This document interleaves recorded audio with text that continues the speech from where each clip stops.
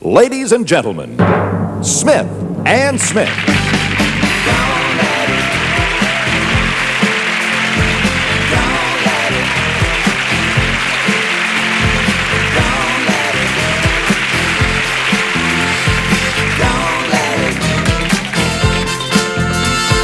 Don't let it get you down. Don't let it get you down. You get up every morning for the baseball game. You try hard to win, but you lose just the same. Your curveball is straight, your fastball is slow, and they can hit whatever you throw. The manager's angry, he starts taking fits. All of the fielders have holes in their mitts. The batter got home on a crazy stunt, 'cause all he hit was a bunt. I said, don't let it get you down. Don't let it get you down. Don't let it get you down. Don't let it get you down. You know the frustration we're talking about. 1 minute you're up, the next minute you're out. The harder you try, the worser you play. And what's worse, you get worser every day. Soon you're all finished as a baseball player. You become a salesman for sporting wear. The manager calls you and is pleased to announce you'll be pitching their biggest accounts. I said, don't let it get you down. Don't let it get you down. Don't let it get you down. Don't let it get you down. Don't let it get you down.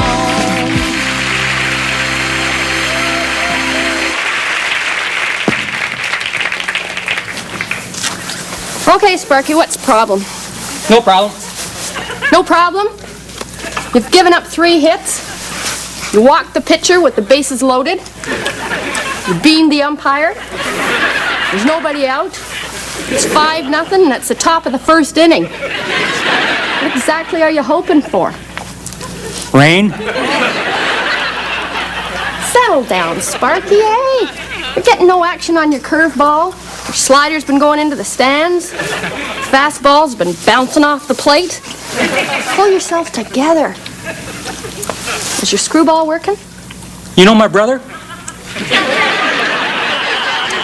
Don't you have any pride? Don't you hear him laughing at you? I don't let the fans bother me. I'm talking about your teammates. Listen, Sparky, I'm going to give you one more chance. This next batter here never had a hit in the major leagues. He's the one with a white bat. He gets on base, you're gone. Okay, Coach. Okay, let's go get him, eh? Hey, yeah.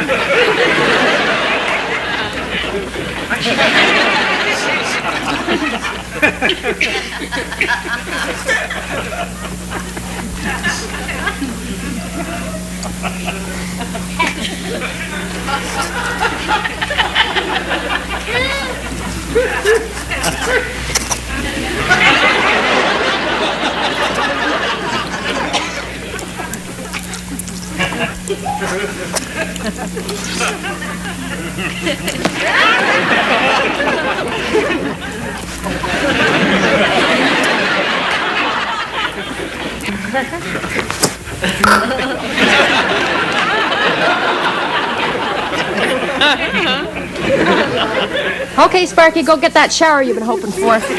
Sorry, Coach. Hit the dugout. No, not ours. Theirs. You've been traded. I know. You do? Yeah. They told me before the game.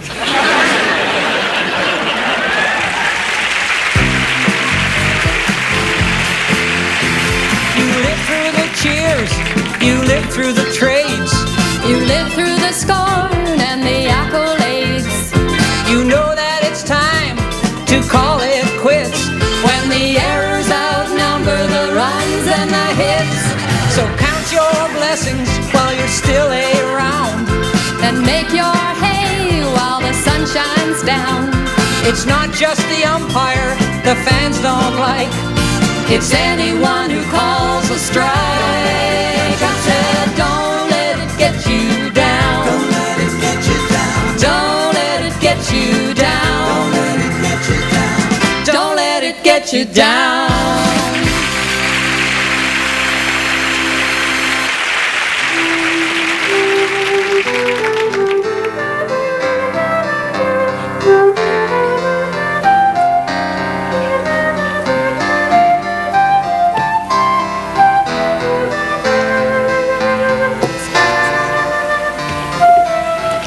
I perceive that I am not held in the esteem for which I strive by the very beings for whom I toil. As from their lowly perches they strain upwards to look down on me. They call me a hermit because I would rather be with one fool than 1,000 idiots. They say I lack humor and have a dark countenance. They mock my life, they mock my work. They even took my pig to mock it. I am the good humor man, I scream, but my words pass and are swiftly gone like rhino droppings on quicksand. And what evil have I done that I should be constantly B-rated and sometimes X-rated? Is it because I opened an archery range that became financially successful? I suffered the slings and arrows and made an outrageous fortune? Is it because I voted against reducing the sales tax? Neither a lowerer nor a vendor be. Why do they not accept that I too am a man? When I am hungry, do I not eat? When I am tired, do I not eat? When they cut me, do I not become a free agent? If there was but one that knew me, he would truly know me. And for all eternity he would know, unless he forgot. And he would see that I am a man of wit and gaiety who enjoys theater and art, especially naked women. A man who goes out for an evening's entertainment, as I did anon when I took Lady Catherine of France bowling. It was while en route to the hallowed halls of headpins that my automobile began to gasp and sputter due to a problem with what I could no longer call the gasoline tank, since that would imply there was some in it. I responded to the problem as would a politician. I shifted into neutral and coasted for a while. And methinks it is the shrewd businessman who puts his gas station at the bottom of the hill. In we went. Gadzooks, it's self-serve. Is it not the natural order of things that there are those who do work and those who pay for work to be done? But self-serve, where a citizen does the work and pays for it. No wonder the government is buying gas stations. It's the same way they run the country. And it was taking all my concentration to put $10 of the precious fuel into the appropriate orifice. Ah, my timid heart, as I stopped short at 972. Then, with a flash of bravado and a squeeze on the nozzle, I flushed myself up to 1078. And much later, after bowling and taking Lady Catherine home and striking out in both places, as I sit alone in my room, I have proven they should not mock me. I have a heaviness in my elbow, a lightness in my wallet, and gasoline in my tights. I am one of them.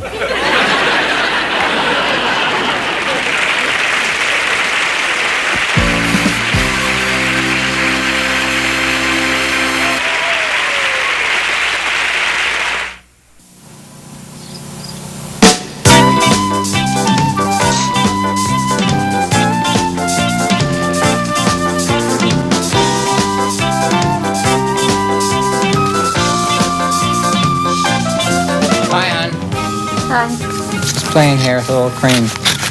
Nice for you. I think Max chewed that hook there. I hope he did. Ooh, that looks horrible. Got a letter here. Uh-huh. Nice surprise in the mail. From G. Whiteside in London, Ontario. Oh, gee, Whiteside. Yeah. Yeah. Old friend of yours? Yeah. H. Whiteside is a friend of mine. Whiteside.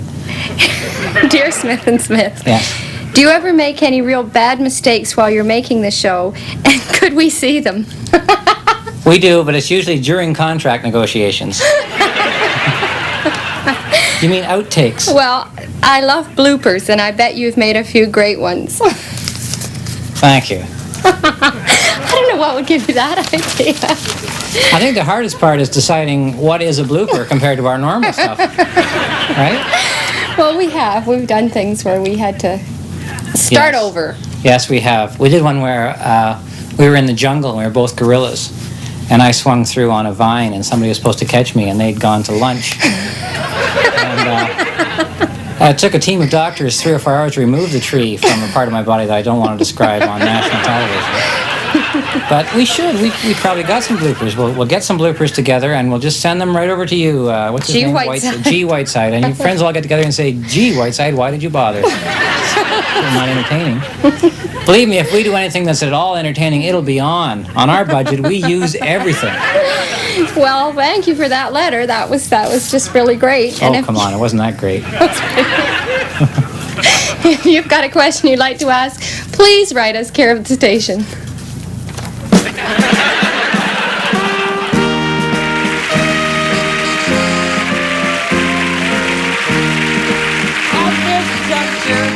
We wish to pay tribute to the ancient art of applied matrimony. A chance to take a purely speculative, behind-the-scenes look at the married life of famous people. And whom is our lucky bunch of whizzaroonies this week, Morag? Our famous couple this week, Stephen, is Mr. and Mrs. Atilla The Hun. Mr. and Mrs. Atilla The Hun.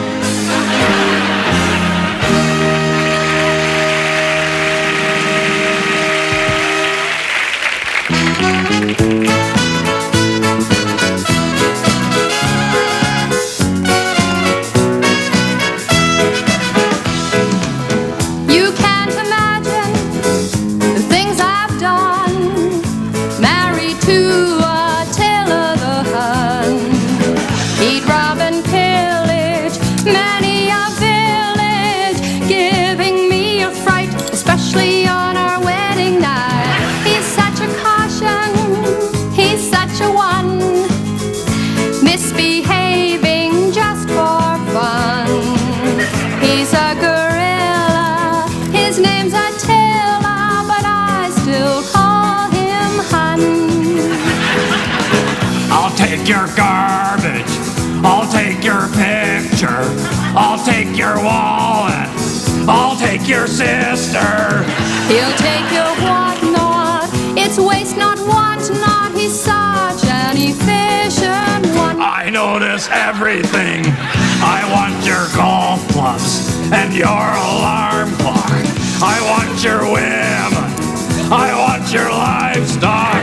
His breath is bated, he's motivated, but I still call him Hun.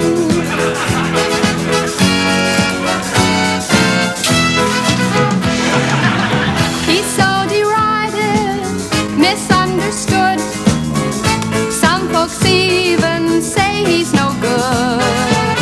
He'll burn and plunder and rent asunder, but he treats me right, except for on our wedding night.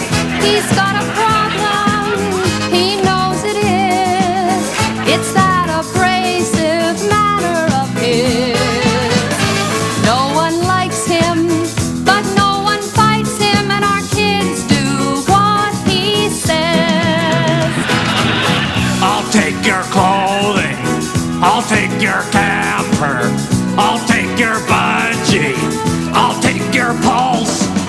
Don't let him find you or get behind you. Now don't you play his game. You'll never be the same. I want your savings, I want your brewery. Look at this wire. You've been retired. Now you can just relax. Let's see that, honey. They want you off their backs. Who'll take the money? The government stole your act. This isn't funny. I've been replaced by income tax.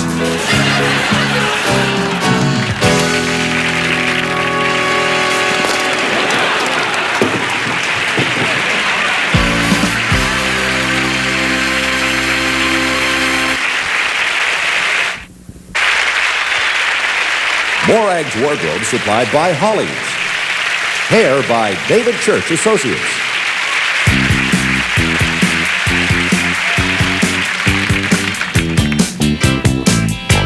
Our house used to need insulation, but we were saving our funds. All winter we ate cold hot dogs, sitting there with frozen buns. But this time it's gonna be different. If the salesmen were telling the truth, there'll be no drafts in the corners. There'll be lots of snow on the roof. 'Cause we got cellulose up in the attic, fiberglass under the floor, putty round all of the windows, weather stripping round the doors. When I think about how much it cost us, I get all cold and clammy. For the money we shot, we could have bought a beautiful home in Miami. Oh, we turn the heat down in the evening. We got us a wood-burning stove. We got burns on all of our fingers, and we smell like a cottage. We open the door every Wednesday, garbage out, groceries in. With long johns and thermals and woolies, it takes forever to commit a sin. But we got cellulose up in the attic, fiberglass under the floor, putty round all of the windows, weather stripping round the doors. We're trying hard not to be wasteful with any of our precious fuel. Conservation pays, and the oil we save will help us to heat our pool.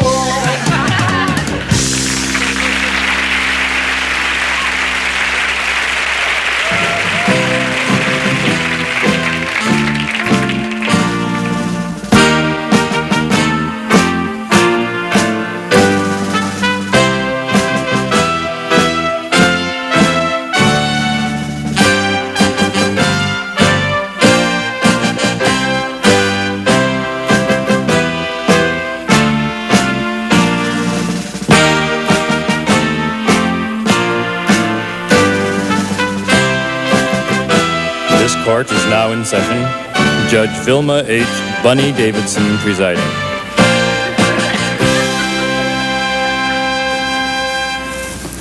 Will the defendant please approach the bench? This case involves the most appalling collection of drunk and disorderly charges I've ever seen. Would you state your name, please, sir? Ralph Dixon or something. Mr. Dixon, you've read the charges against you. How do you plead? Guilty. Guilty, Your Honor. Guilty. Fine. Before I pronounce sentence, I'd like a little more information, Mr. Dixon. I'm a little hazy on some of the details. You and me both, Toots. Toots, Mr. Dixon? What a novel approach to guaranteeing the maximum penalty. Now, the memorable evening of wild drunkenness and reckless abandon took place almost 6 months ago. Why has it taken so long to bring you to trial? I just woke up last Tuesday. And what's this about you forcing the jail to be evacuated? Apparently my breath set off the smoke alarm. Well, now, that's something for the diary, isn't it? Something to tell the grandchildren. And what's some of these other incidents?